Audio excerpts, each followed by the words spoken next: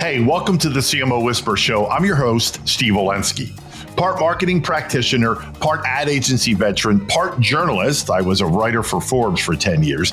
I've had so many insightful conversations over the years with business leaders, to athletes, to celebrities, to, of course, CMOs.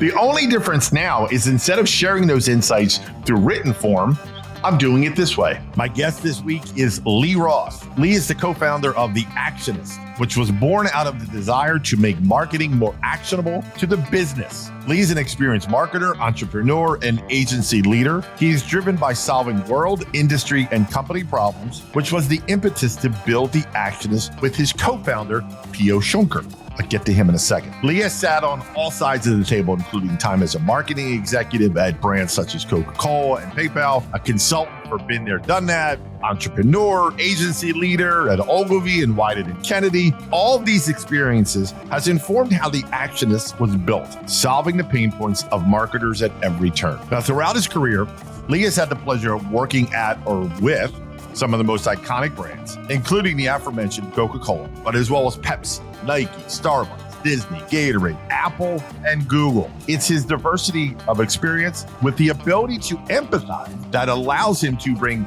perspective and leadership to businesses at a time when they are facing more complex challenges than ever before. Lee Roth, my brother, how are you? I am good.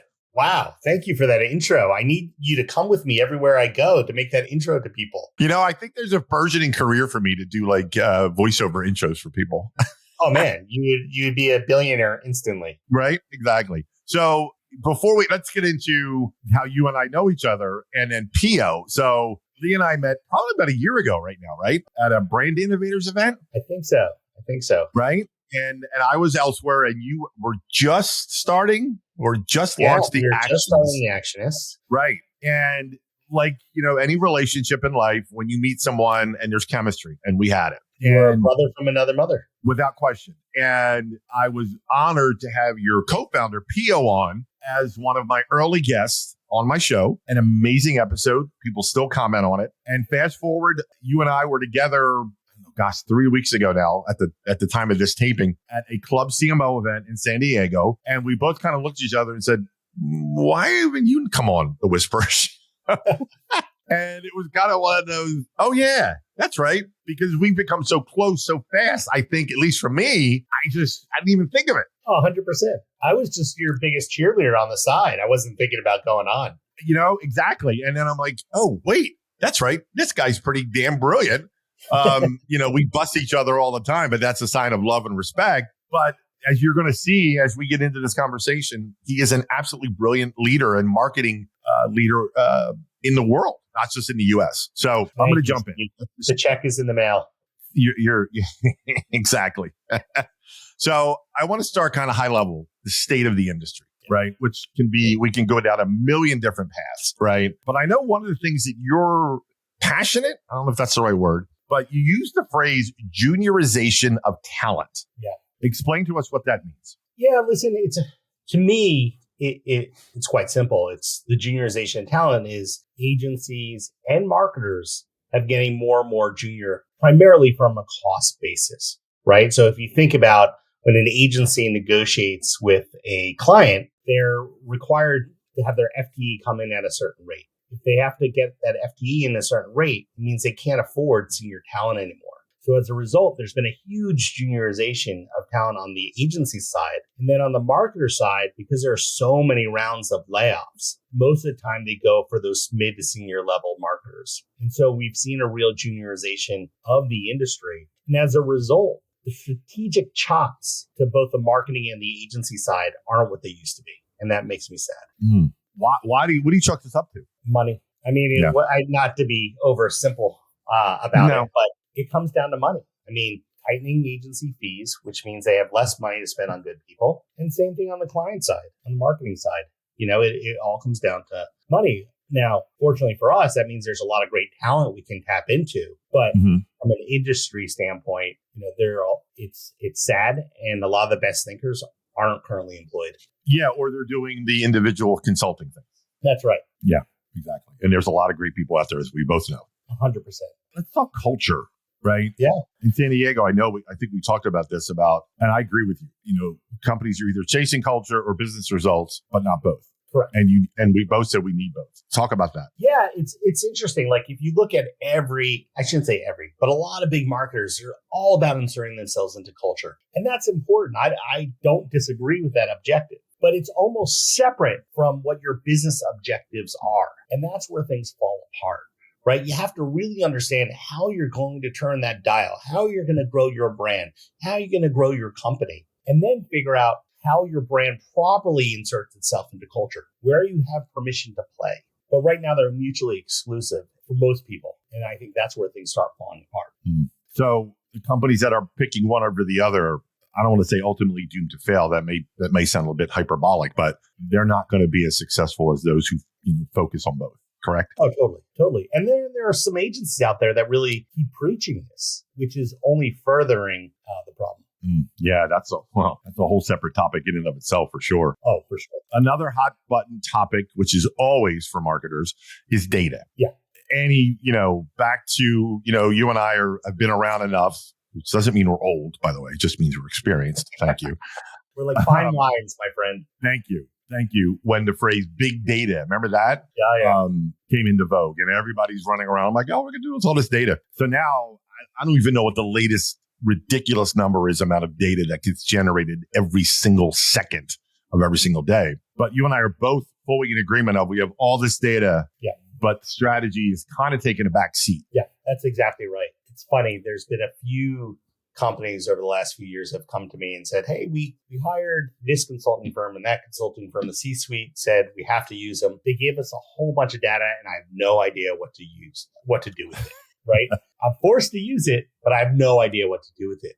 So what you're seeing is out of the consulting firms, a lot of great data. And that data is, don't get me wrong, it's gold. But unless you have the strategy to activate on that data, it all goes for nothing. In fact, we're working with a big technology company. I won't say who. I'm sure you might be able to guess. And their exact quote from them about this very topic is like, wow, I get deck after beautiful deck of benchmarking.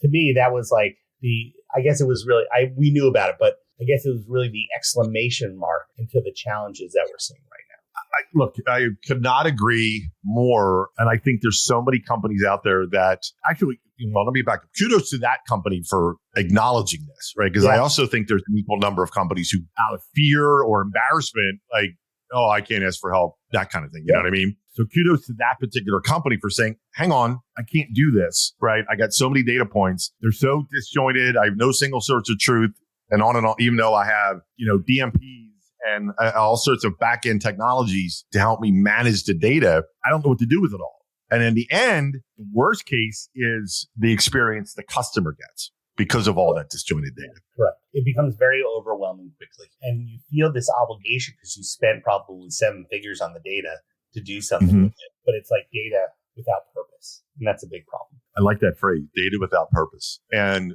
I think what happens is a lot of companies, especially the ones who don't raise their hand for whatever reason, end up defaulting, if that's the word, to just doing what, the traditional quote unquote, when it comes to personalization or whatever that messaging is. I totally agree. Yeah. I mean, unless you have a real clear plan, it all falls apart. In fact, I'll tell you a little funny story. A friend of ours, a PO and I, was interviewing with one of the big consulting firms about a week or two ago. And, it was to basically run a major piece of business for them. And he said to him, so what problem are you trying to solve for the client? And they said, well, that's a good question. We should find that out. We don't know.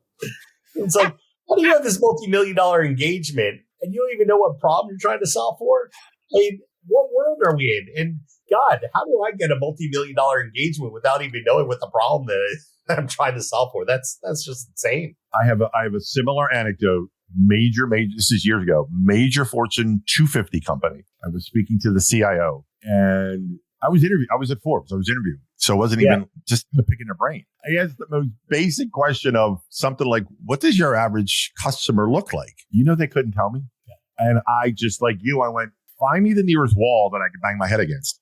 Like, this is not a mom and pop. And I'll tell you the name offline. It is a massive brand. And I just went, oh my God. And I've learned over the years that the bigger the brand, sometimes the more dysfunctional and more siloed things are. Yeah. That's exactly right. I mean, the All left right. hand doesn't speak to the right. Exactly. Literally and figuratively. It's crazy. And to the outside world, to consumers, they're huge. They must have all their acts together. Not even close. Anyway, that's another separate topic. But I can't leave this topic, the state of the industry, and just in marketing, advertising, branding in general, without getting your thoughts on AI. Yeah. And it's the elephant. You know this in every room. We talked about it in San Diego. And I've gotten to now where I'm having people on my show, Lee, and I'll sometimes play the word association. I go, okay, if I say AI in the context of marketing, you say, or what comes to mind? You know what? It's a good tool. It's a tool, but it's not the answer. And I think that's right, at least today. I think very often people think AI is going to be the answer to all things. It is a tool. It will help you, but it's not going to provide you the final answer. And that's why you really need the strategic thinking to guide you on what the right answer is. I mean, we use AI all the time for research, and even we'll work on some like thought starters for writing and different things. And it's helpful, but it's not the answer. It's never perfect. It never comes back in the which way you need it. You need to be able to evaluate it. You need to be able to enhance it. You need to make sure it's really value added. What are you hearing from clients when it comes to AI? Are they asking your thoughts? Are they asking if you're using it for them, just in general? Yeah, so different clients are obviously looking for different things when it comes to this topic. I think one of the things that we are being asked about is we do a lot of marketing capability and training, and a lot of clients are asking us, how do we incorporate AI tools into that marketing capability and training, which is interesting. I think actually that's the right approach, because really what they're saying is, hey, there are tools. It can make us more efficient. It can make us smarter. It's not necessarily about replacing people. It's about making people better. And so right now we are investigating different tools and so forth that could be part of the marketing suite that we can then help train the marketing organization around. Interesting. Yeah. The actionists. I know one of the reasons, if not one of the biggest reasons you and Pio started the company was your fundamental belief that the relationship between marketer and client has eroded. Yeah. Right. That lack of partnership. That's right. And that's not how great strategy or marketing is done. There's a fundamental disconnect. Yeah. And I will scream at the highest mountain, could not agree more. My first question to you on that is how did we get here? I think it goes back to the very thing we started with, which is juniorization, right? If I am a CMO and I look across the table and I have very young staff across the table who have not experienced the kinds of problems that I'm talking to, that's a fundamental disconnect and a fundamental shift in how they view the partnership. I used to work for an agency called McGarry Bowen. And McGarry Bowen, there were 3 founders, all who were like 60 to 70 years old. And the reason why they were so successful is they would walk into a room, they'd listen to the CEO and CMO talk about whatever problems they had, and they would say, you know what, that reminds me of this situation in 1979 about and TWA was experiencing this. But then they would break down really what the core problem was and how they structured the solution. And that CEO and CMO would look at them and be like, we've been having this problem for 3 years and no one's given us a good thought about it. You guys just broke it down in about 2 minutes and came up with a solution. That's the value of experience. And that experience is what helps build partnership. If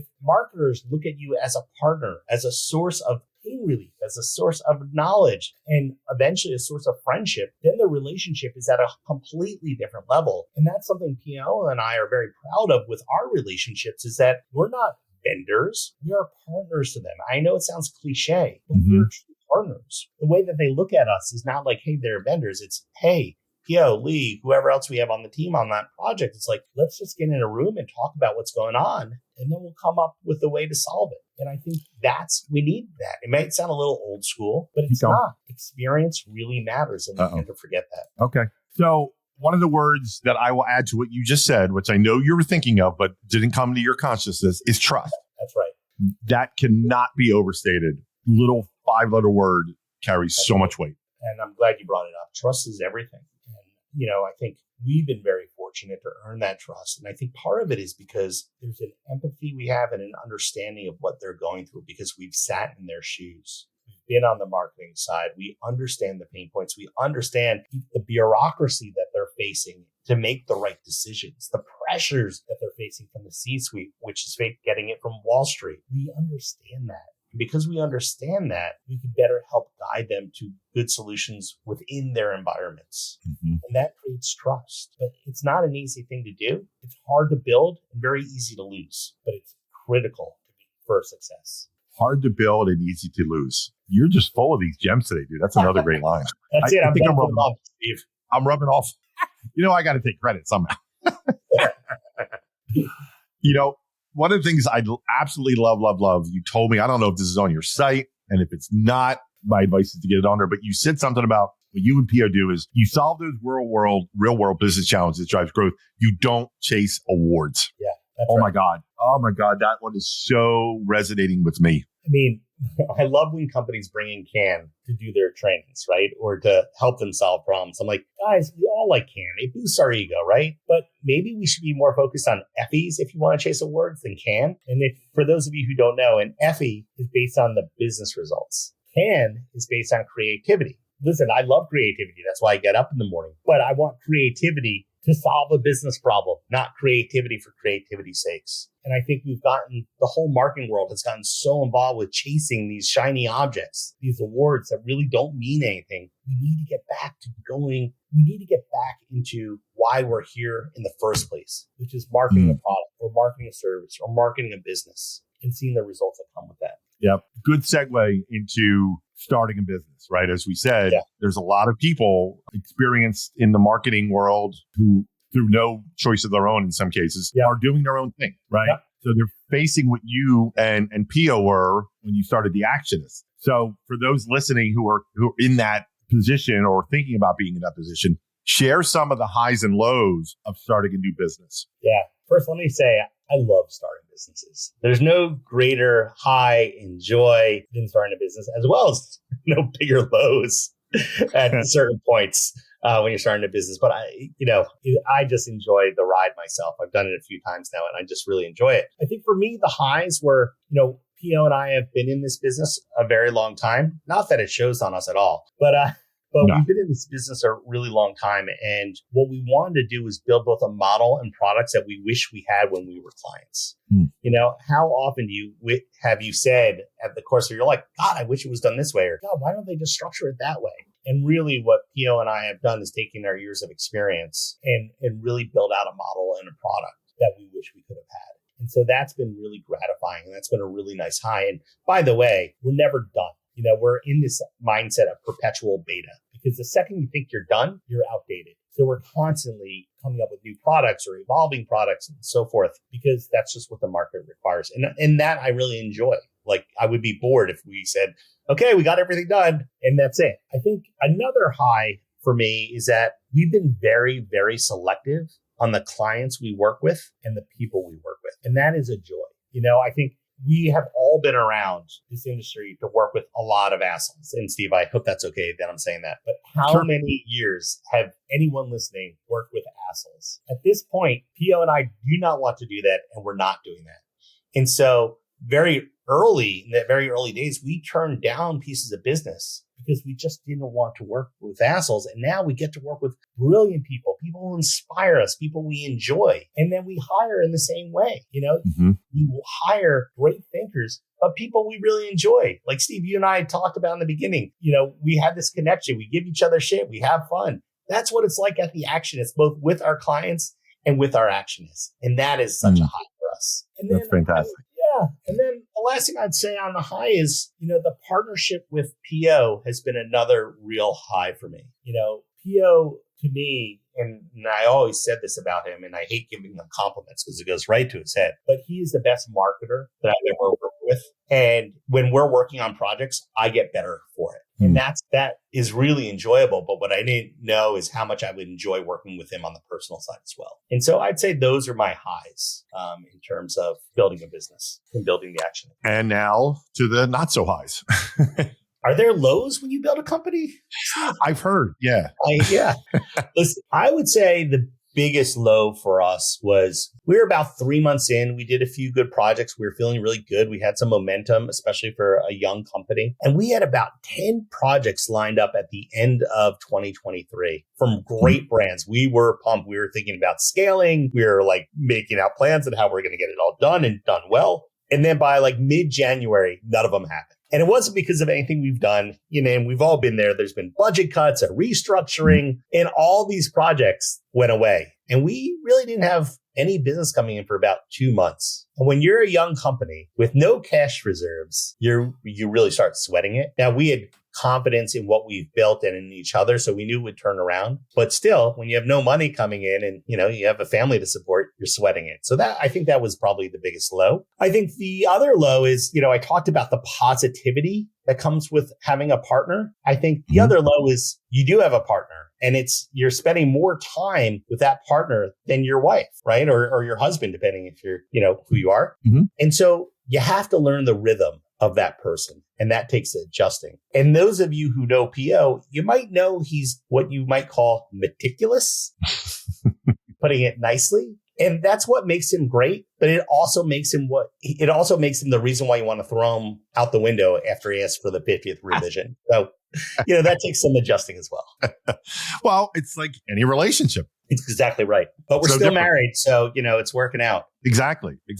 So what's next for the company? Well, I'll start with the easy thing. And we haven't talked about this yet. So it's a breaking for you, Steve, is we're opening a European office. Wow. Which we're really excited about. Yeah. So 1 year in, we're going to Europe, baby. How about that? Yeah. So that is our big news. But I think for us, we're excited about that. I think what we're more excited about is further building out our founding philosophy. Because we believe that most brands still follow like a 20th century way of building brands, which is very reliant on media. And we just think the rules and the models, they're not what they need to for a 21st brand. And because everyone's built brands in the 20th century way, there's a lot of bad habits that have been developed. So we're trying to build a new philosophy around unfucking your brand, which is going to sound somewhat simple, which actually we tried to make things simple because people are simple, especially myself. But how do you really ground brands in the business? And then how do you take what we call a horizontal approach to bring them to life? Now, when we say horizontal, there's vertical and horizontal.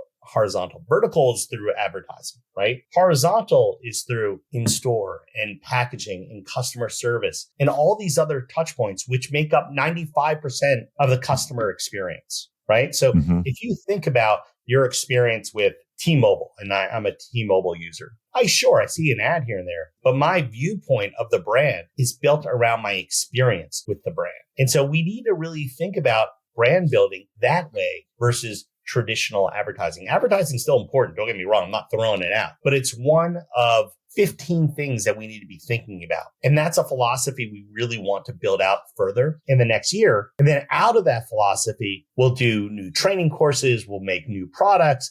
I think we're going to write a book about it. And we're also going to be hiring around people who embrace that philosophy and know how to execute that philosophy. So that's something we're spending a lot of time on in terms of what's next. It's an interesting dynamic, the horizontal vertical approach, right, of brands. I can absolutely foresee, and I'm sure you have thought of this as well, you're going to get resistance, right, especially from quote unquote traditional brands. Yeah. It's funny. I don't think we'll get resistance in the sense of people won't buy the philosophy. I think where we'll get resistance is that organizations aren't structured in a way to execute that philosophy. What I mean by that is organizations are structured in these verticals, in these silos. It is painful for the advertising person to work with the sales guy, to work with the R&D guy, to work with the customer experience team, right? It is hard. It is really hard work, and you're not necessarily structured to do that. And you're probably not compensated to do that. And so there's a lot of restructuring of organizations to be able to do horizontal branding correct. And I think that's where the resistance is. Not that the people will disagree with the philosophy, but it'll be very difficult for them to execute. And only very ambitious marketers will want to take that on. Yeah, that's a really ambitious that's an operative word in what you just said. And disruptive, which gets overused a lot anymore, but they're kind of synonymous, right? Yeah. To me anyway. Yeah. To be, if you truly want to be successful 3, 5, 10 years from now, that ambitiousness and the disruption, you have to be comfortable with that. Yeah. But those are the clients we love working with. So it works out well. And believe me, we know it's not easy and we know it's hard, but I think it's worth doing. Without question. So I knew this was going to fly by because you and I talk all the time. We just have these conversations. Now we're just recording it. So we're coming up against it, but I want to talk about, I know people can't see us, but I'm the biggest music fan or a huge music fan, with my infamous album wall behind me. And I know music's a big part of your life. Yeah. And or sometimes I always forget, but what's the one record, that means, or song that means the most to you, and why? It's a good question. And listen, I'm from Jersey. So the first part of the answer is going to be obvious. I'm a Bruce guy, right? That is in my blood, in my DNA. I'd be thrown out of the state if I wasn't. I think it's state law. Yeah, it is. But I think my album choice might surprise you, or maybe not, because if you knew my age, maybe you might guess this. But for me, it was The Rising. And the reason why I love that album and why it means so much to me is that post 9/11, everyone was feeling somewhat broken. And what I think that album did for a lot of people, myself included, was it helped us heal. It helped us build back up. It helped us feel good again. And to me, that's why that album means so much. It helped heal me, I would say. And since I was a guy in the city, but I didn't lose people. But obviously, like most Americans, we all felt broken after that. It sounds like you still listen to it. Absolutely. Yeah. Like I said, I'm a Bruce guy, so I'm going to listen to everything that Bruce plays on a regular basis. But yeah, I do love that album. And there's even songs on that album that I would sing to my kids when they were little and putting them to bed and all that kind of stuff. So there's lots of memories associated. Interesting. Very interesting. Another thing we have in common. Imagine that. Yep. So listen, I'm so blessed we met. We are definitely brothers, kindred spirits, you name it. And I cannot thank you for coming on. Oh, thank you, Steve. It was such a pleasure. It was so much joy. And I'm just so proud of what you've done. I know we've talked about my company, but I'm so proud of what you've done with the CMO Whisperer, with his podcast, everything you're doing. It's inspirational. So keep doing all the good work you're doing. Thank you, my friend. Take care. You too. Well, that wraps up another episode of the CMO Whisperer Show. I hope you shared this episode with your friends. And if you have not already, please subscribe to be kept up to date on all the latest episodes. And if you're so inclined, leave me a review on your favorite podcast platform. Thank you.